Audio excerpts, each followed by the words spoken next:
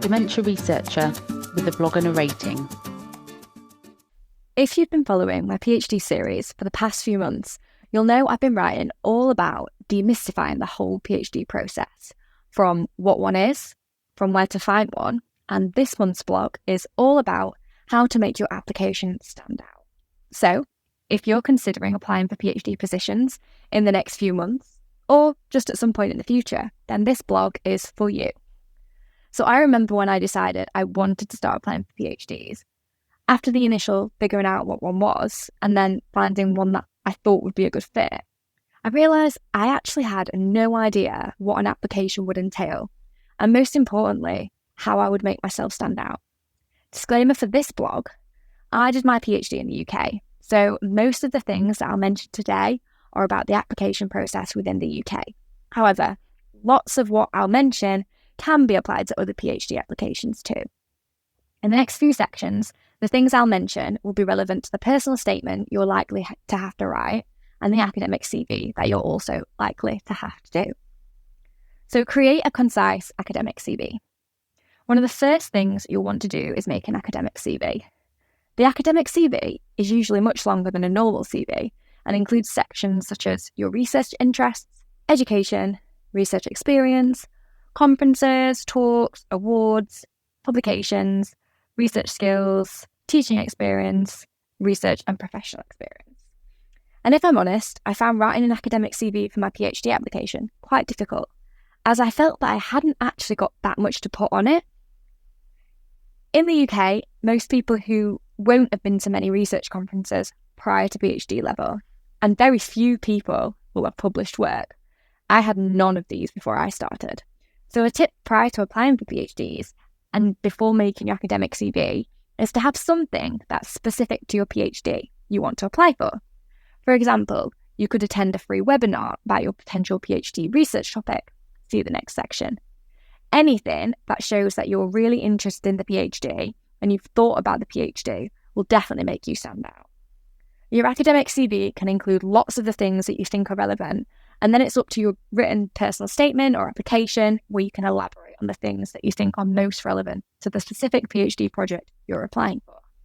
So if you don't know where to start with writing an academic CV, then check out this website, which goes through each section and gives good and bad examples. So make sure to show that you're interested in the PhD. In order to make your application and CV stand out from the crowd, you need to show that you've gone above and beyond. You need to give the potential supervisors a reason to think that you'd excel at the PhD and be interested in doing that specific PhD. This could be done in many ways, but one way you could do this is in the personal statement. You could write about relevant research modules that you've studied that are relevant to the PhD you're applying for. Specifically, you could mention what you've learned in those modules, the skills you gained, and how you'd be able to apply them to this PhD. For example, in my personal statement, I wrote about a module I did on my master's course all about data analysis and visualization using R. I wrote about what I'd learned, for example, how to data wrangle and make graphs in R.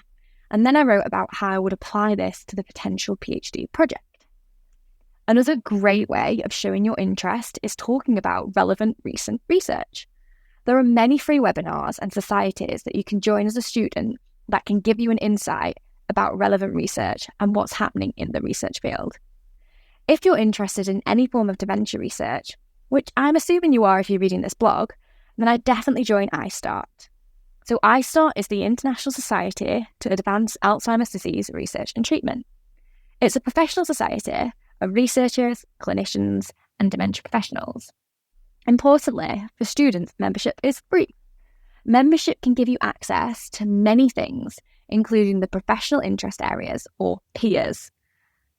There are many interest areas to choose from, including vascular cognitive disorders, neuroimaging, and partnering with research participants. Importantly, these groups often host webinars about the most recent research in the area. So attending these free webinars early on in your PhD application journey can be a really good way to set yourself apart from others and really show that you're interested in the project you're applying for. What's more, the peers also have executive committees that decide on the goals for the peer throughout the year and numerous other things. And they even have a position for students and postdocs. So if you are interested in seeing how a certain peer works and interested in how ISTAART works as a whole, then this is a great opportunity to look into and would definitely show your interest in the research area. So remember to tell them about your research experience. One of the best things you can do in a PhD application is tell them about your research experience. This can feel like a hard thing to do, as you may feel like you don't have that much research experience. I definitely felt this way. But if you've completed a dissertation project in your undergraduate studies, and if you've done a master's and completed one in that, then you actually have lots of research experience. Make sure that in your application, when you're talking about your previous research projects, that you're relating it to the project you're applying for. For example, if you're applying to a lab-based PhD and you gained some lab experience in your previous project, tell them about this. Tell them what you learned from this specific techniques and how you'd be able to apply that experience to this new project. And don't forget to tell them why you want to work in their lab. One important thing to remember in your personal statement is to make sure that you also include why you want to do your training, your PhD training in the specific lab or university you're applying to.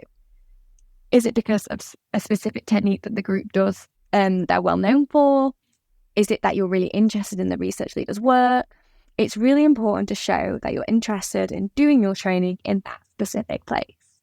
An example of showing how to do this may be talking about a specific technique that the lab does and talking about why you want to learn it from them.